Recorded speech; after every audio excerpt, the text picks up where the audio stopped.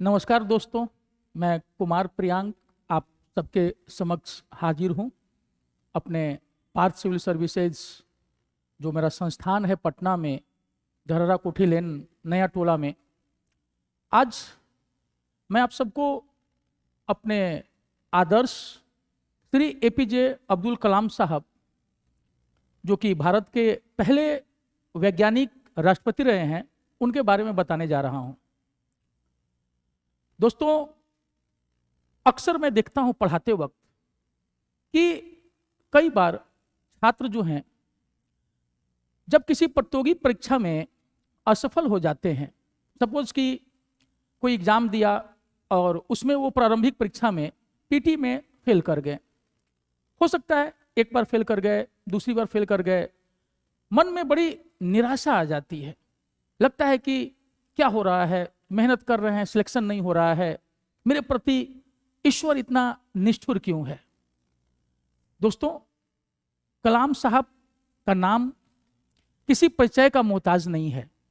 वो तमिलनाडु में रामेश्वरम में पैदा हुए थे 15 अक्टूबर 1931 को, और किसी धनी परिवार में नहीं पैदा हुए थे, बहुत ही अत्यंत साधारण परिवार में पैदा हुए थे। और बचपन में उन्होंने एक सपना देखा था हवाई जहाज उड़ाने का,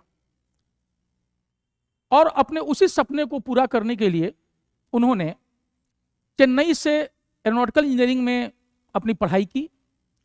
और संभवतः साल था 1958 जब उनको दो जगह से नौकरी का ऑफर आया था, मतलब इंटरव्यू देना था उन्हें।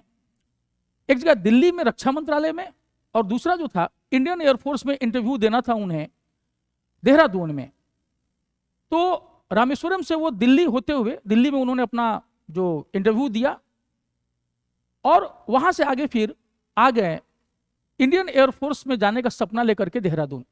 देहरादून में उस समय 25 लड़कों को शॉर्टलिस्ट किया गया था, 25 अभ्यर्थियों को, जिसमें से 8 का चयन होना था। और पता है, कलाम साहब जो थे वो 9वें स्थान पर आए, यानी कि कलाम साहब जैसा मेधावी छात्र जो है वो छट गया। बहुत निराश हुए देहरादून में। उनकी ट्रेन जो थी संभवतः अगले दिन थी वापसी की, दिल्ली की, और देहरादून से ऋषिकेश जो है वो पास में ही है। तो वो दुखी मन से ऋषिकेश गए और वहां जाकर के उन्होंने गंगा नदी में स्नान किया, और वहीं पास में स्थित शिवानंद जी महाराज का एक आश्रम था, उसमें गए। थोड़ा डरते हुए ही गए कि मुसलमान हैं और वो हिंदू संतों का आश्रम है, पता नहीं क्या होगा। खैर गए, वहां पर शिवानंद जी महाराज उन्हें मिले और उन्होंने उनको बिठाया, प्यार से नाम वाम पूछा। बोला कि भाई बालक कितने उदास क्यों हो। तो कलाम साहब ने बताया कि उनका एक सपना था भारतीय वायुसेना में जाने का, जो कि चकनाचूर हो गया। वो अंतिम 8वें स्थान नहीं बना पाए और 9वें स्थान पर आकर के छट गए। शिवानंद जी महाराज ने उन्हें कहा कि देखो कलाम, जीवन में कभी असफलताओं से निराश नहीं होना चाहिए। हमें पता नहीं होता कि हमारे लिए भविष्य में ईश्वर ने क्या रख रखा है। कोई नहीं जानता कि आज इंडियन एयरफोर्स में एक कनिष्ठ पद पर छट गए हो सकता है ईश्वर ने आगे बहुत कुछ रखा हो तुम्हारे जीवन में। इसलिए बिना निराश हुए जिस पथ पर आगे चल पड़े हो उस पर चलते रहो, जो होगा वो होगा और अच्छा ही होगा। कलाम साहब को उन्होंने वहीं पर श्रीमद् भागवत गीता की एक पुस्तिका भी भेंट की थी। वहां से कलाम साहब वापस दिल्ली आए। शिवानंद जी महाराज से मिलने के बाद थोड़ा सा मन में सुकून तो आया था, और दिल्ली में जो रक्षा मंत्रालय का जो उन्होंने इंटरव्यू दिया था, रक्षा मंत्रालय में जिस पद के लिए, उस पद पर उनका चयन हो गया। और वहां से कहानी शुरू हुई कलाम साहब की। दोस्तों, कलाम साहब ने बहुत बाद में बताया कि बचपन में वो लड़ाकू विमान उड़ाने का सपना देखते थे, और आगे चल के कलाम साहब जब भारत के राष्ट्रपति बने तो इंडियन एयरफोर्स को कलाम साहब के बचपन के उस सपने के बारे में जानकारी मिली। तो साल 2006 में उन्हें सुखोई 30 विमान उड़ाने का मौका दिया गया एक सह पायलट के रूप में।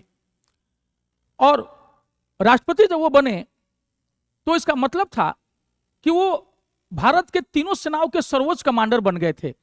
यानी जो शख्स इंडियन एयरफोर्स में एक कनिष्ठ पद पर चयनित न हो पाने के कारण उदास हो रहे थे। देखिए नियति ने उनके लिए क्या रख रखा था। आगे आने वाले समय में वो तीनों सेनाओं के सर्वोच्च कमांडर यानी कि भारत के राष्ट्रपति बने साथियों। और जो उनका बचपन का सपना था ना कि काश में लड़ाकू विमान उड़ाता, कि चकनाचूर हो गया। देखो इंडियन एयरफोर्स ने उनको मौका दिया और उन्होंने सुखोई 30 जैसा लड़ाकू विमान एक को पायलट के रूप में उड़ाया। यानी कि सारे सपने उनके पूरे हुए, और पूरे नहीं हुए, वो कई गुना होकर के पूरे हुए। इसलिए मैं हमेशा कहता हूं अपने छात्रों से कि जीवन में कभी भी निराश नहीं होना चाहिए। देखो कलाम साहब ऐसा महान आदमी भी जो है ना, वो शुरुआत में असफलता ने उन्हें घर किया, वो भी निराश हुए थे। हम सभी निराश होते हैं, मैं भी निराश होता हूं, लेकिन फिर याद आता है ना कि निराश होकर के बैठने से बेहतर है कि चलते रहा जाए। और चलते रहने पर ना आप देखिएगा कई बार मंजिल से ज्यादा जो है ये सफर जो है वो सुहाना हो जाता है दोस्तों।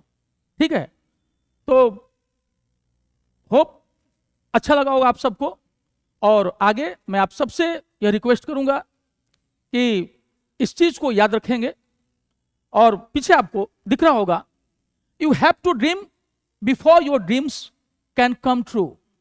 ठीक है, तो ना हमेशा बड़े सपने देखो। ठीक है, सपने देखो और उनको पूरा करने के लिए जी जान से जुट जाओ सही दिशा में। आप यकीन मानिए निराश मत होना आप कभी भी लाइफ में, और निसंदेह आपका जो सपना है वो पूरा होगा।